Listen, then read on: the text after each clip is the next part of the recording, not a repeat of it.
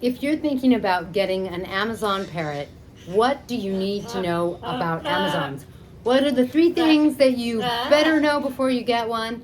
And 1 or 2 things that are going to be things that you'll love about them. Hi, I'm Kaylin, the author of the Parrot Bliss Bond. Please be sure to get your copy on Amazon so you have your handbook to taking wonderful care of your parrots so you could provide a quality life, providing everything they need. And you can then have quantities of bliss with your parrot. Now, you should never let a parrot come into your face like that. This is Lorenza, my yellow-naped Amazon, and she and I are very, very bonded, and so I really, really, really trust her. Trust is something that gets built up on both sides, and we really have it. So it's a little different, I feel, for me to let her in my face, but that's your warning, because especially if you have a young parrot, I think it can be a little different.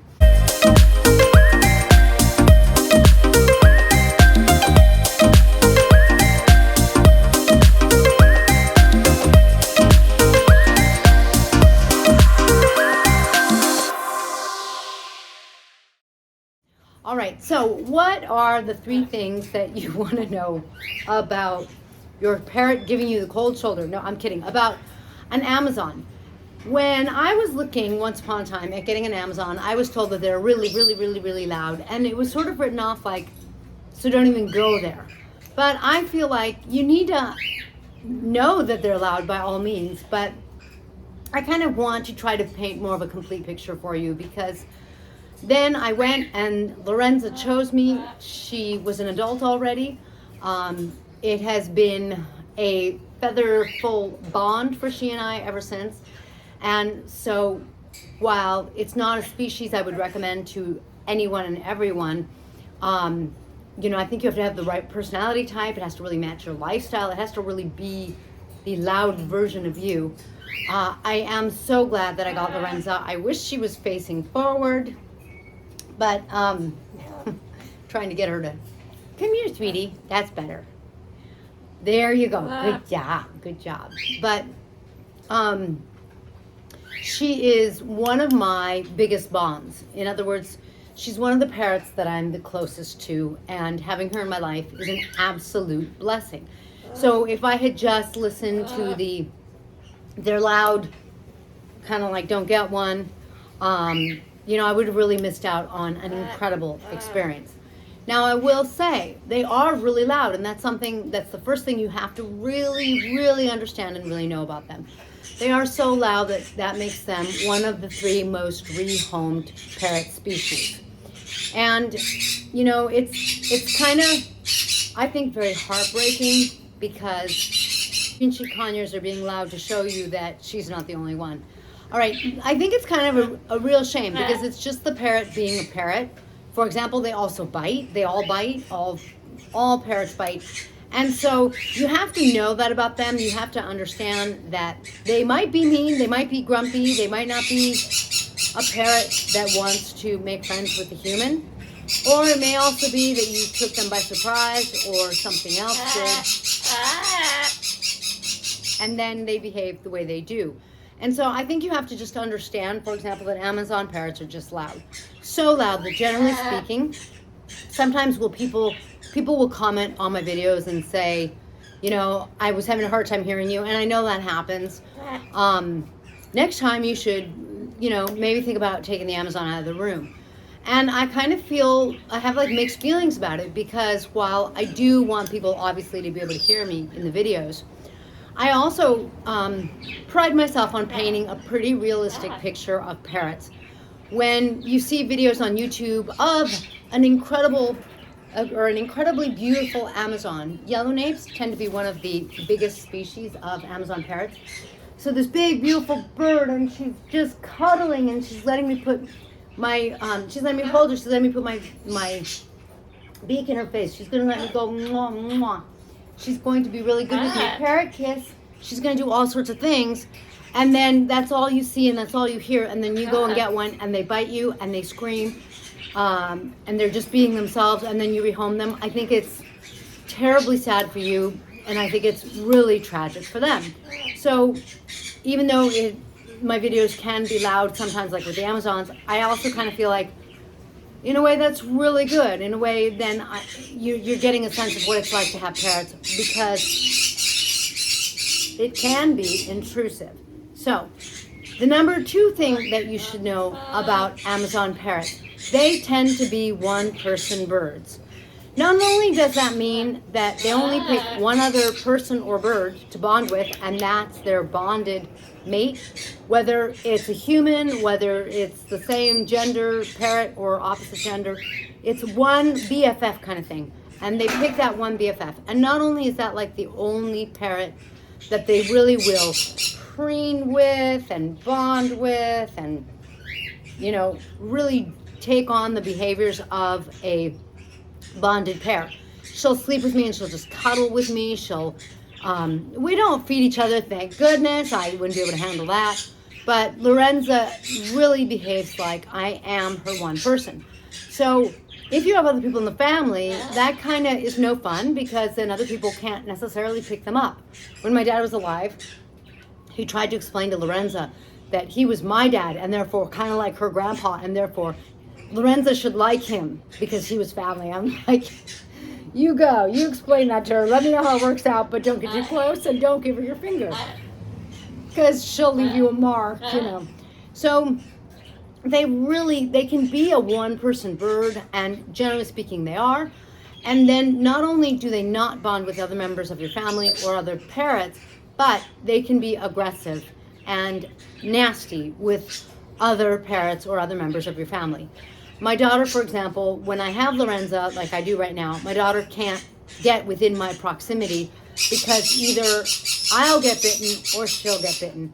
Because Lorenza's trying to explain to one of us or both of us that I'm hers and I'm not allowed to really go and love my daughter. That's 2 things you need to know, because again, if you go and you get an Amazon and when they're babies, they're not loud, and when they're babies, they're not one-person birds. So you go, you get an Amazon, and at first they're fantastic for a year, and then everything changes. And I think you should really know these things about them before you get them. The third thing, they poop. I'm kidding. They all poop. That's not unique to Amazons. I do make it through some days without my clothes getting blessed, little white blessings on them, but not very many days. The good news is it washes out so well in the wash. All right, but the third thing about Amazons is if you're looking for a parrot that you can give a treat to, probably want a cracker, that kind of thing, this isn't the bird. If you want a parrot you can give a peanut to, although peanuts can be kind of dangerous because they can get toxins. So in the parrot world, we usually don't tend to give our parrots peanuts. We do other nuts, almonds, walnuts, macadamia, pistachio, Brazil nuts. It goes on and on, but usually not peanuts. All of those treats, though, not for this bird. How about dried papaya? No, not for this bird. Dried pineapple? No, not for this bird. Amazon parrots are prone to getting overweight, and therefore they really should maintain a pretty strict fat-free diet. Not 100% fat-free, but frankly their pellets have the fat in it that they should get. That means that otherwise, if you don't want your parrot to be in danger of getting potentially fatty liver disease, of having funky beak growth, of death, then you really have to recognize that this is not a bird to give treats to. You can get freeze-dried beet chips with nothing on them, 100% beet chips, and that you can give them as a treat. You could do the same with carrots. When you give Amazon parrots their fresh vegetables every day, because they do require fresh vegetables on a daily basis, it's going to be vegetables like some lightly steamed carrots and sweet potatoes and maybe some broccoli. I give my Amazons a little bit of scrambled egg, usually not every day, but a lot of vegetables, not fruits, because those are very high in fructose. And actually fruits are not really beneficial for almost all the species of parrots, but certainly not Amazons, prone to getting overweight. When they do get overweight, they run into problems. When I adopted Lorenza as an adult, I didn't realize that she had some issues, took her to the vet, and the vet was like, okay, this bird's, I always forget which one it is, but her her blood level showed, I think that her, something the liver produces. I'm sorry, I always forget this word. It was off the charts, and my vet didn't tell me at the time that she did not expect to see Lorenza again. She expected Lorenza to die. However, I was so strict with Lorenza's diet. She does not get seeds. She does not get a seed-based diet. She does not get nuts. She does not get fruit. Lorenza gets pellets, and she gets vegetables and some scrambled eggs. And I turned her health around, thank goodness. My vet was shocked when I came back a year later and Lorenza's levels were normal. However, the damage is done because her bones are very weak and her veins are filled with fat from having eaten the seeds. So you won't notice. I mean, look at Lorenza. She looks perfectly fine. Her feathers are beautiful. There's nothing wrong with her, but she doesn't fly. And one of the reasons I think is because I don't think her bones can do it. Like, I think if she flew, her bones, some of her bones, like, I don't know if I'm exaggerating that they might break, but I think it's possible. I talked to another vet that said, yeah, they used to feed Amazons seeds, and so by the time they brought me their Amazon, she would say I couldn't even hold them because I was afraid that just by holding them in a towel, it would break their bones and they would die. Why? Because they were fed such an improper diet. So, you get to choose what you feed your parrot and what you feed them with snack time kind of thing, but really be warned that it's just not evident when you give them seeds or when you give them things that are really going to contribute to them becoming fat like fruit. It's one of those things in life that you won't notice that there's a problem until it's too late, until it's either irreversible or pretty much irreversible. Like Lorenza was pretty much irreversible, I think completely irreversible, and she wouldn't be here now. So those are 3 things that you really need to know about Amazons, because I just kind of feel like if you want to be able to adore your parrot and give them a treat, probably it's not an Amazon. If you don't want to go deaf, that's slightly exaggerated, but my Amazons, they can really be loud, and sometimes we can't have a conversation in the house. So they are things to really keep in mind. Then you should maybe take a smaller parrot into account, especially because Amazons, and like I said, she's one of the biggest species in the Amazon family. Amazons, they are big parrots. So they're not, and what I mean by that is they're not like super easy to handle. You're gonna have an easier time with the green chickon or something like that. They also don't need a ton of seeds, but you can give them seeds as a treat, especially if it's not their diet. Whereas the Amazon, they can be harder to handle, and they do have these challenges that make them a challenging parrot to keep in your home and make them one of the most rehomed. Now, on the flip side, what you're gonna love, and to me, the noise, it gets annoying, but it's not like the end of the world. Not being able to give her treats, I couldn't care less. If I keep her healthy, like, that doesn't mean anything to me. The fact that she's a one-person parrot is fine by me because we have other parrots. So we've worked things out. My daughter's careful. She doesn't come around Lorenza, and we haven't gotten bitten in a long time. So I have workarounds or that kind of thing. But keep those things in mind. And then the flip side, and what I think makes worth it, is they do talk. When Lorenza wants me to pick her up and she wants to come with me, she'll say, "Wanna come?" "Wanna come" sounds an awful lot like "want some" when she talks.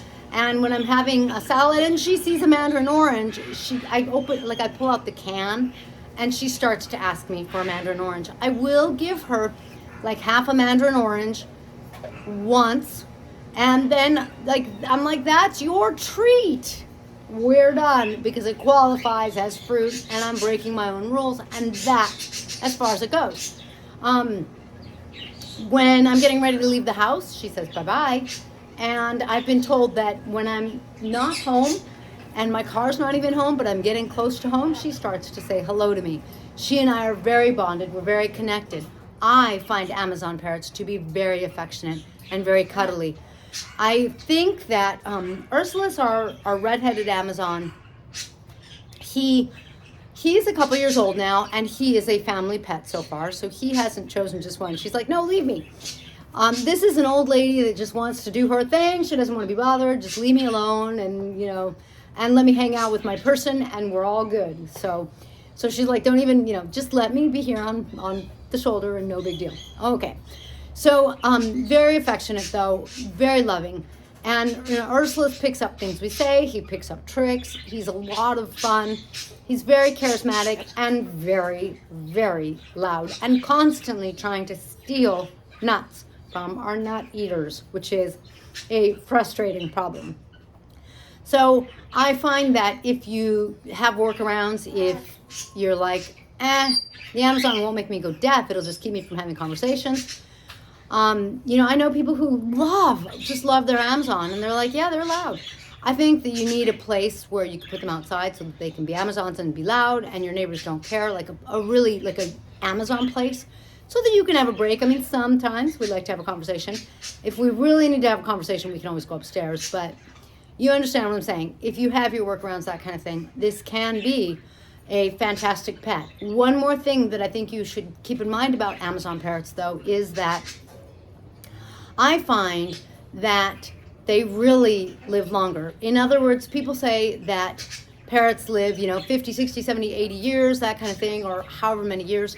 And that's usually dependent on the size of the parrot. Generally speaking, smaller parrots don't live as long, and generally speaking, larger parrots live longer.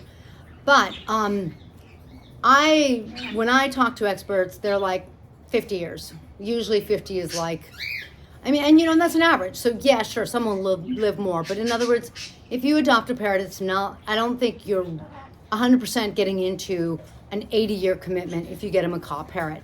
There's no guarantees in life. I think it's possible. I just don't think it's necessarily likely. It could happen, but probably not.